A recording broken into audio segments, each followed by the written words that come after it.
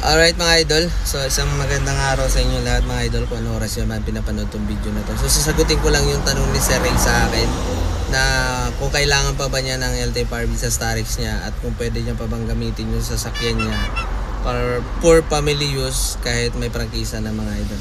So kung ibabiyahe mo yung sasakyan mo Sir Ray, ipapasok mo sa mga delivery platform or any logistic na papasukan ng sasakyan mo, kailangan mo talaga mayroong prangkisa nun mga idol, kasi mahal yung penalty pag nahuli ka.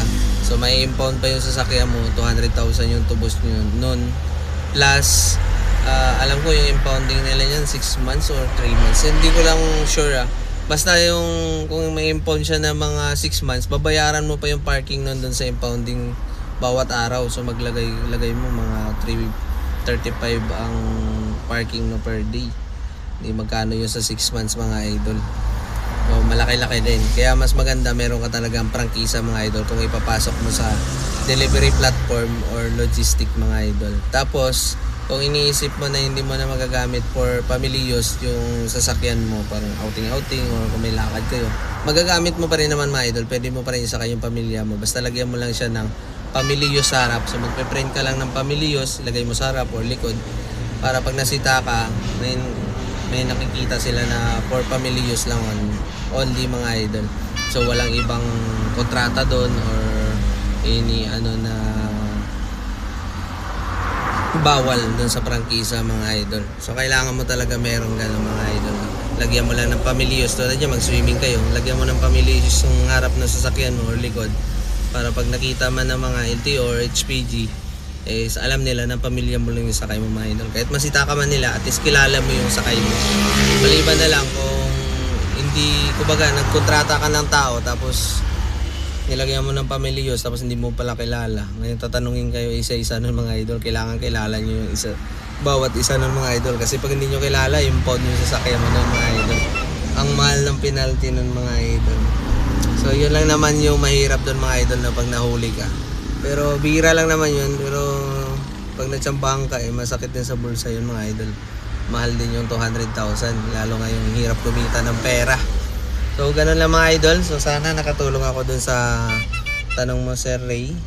Yun lang naman, kailangan mo lang talaga kumuha ng prangkisa.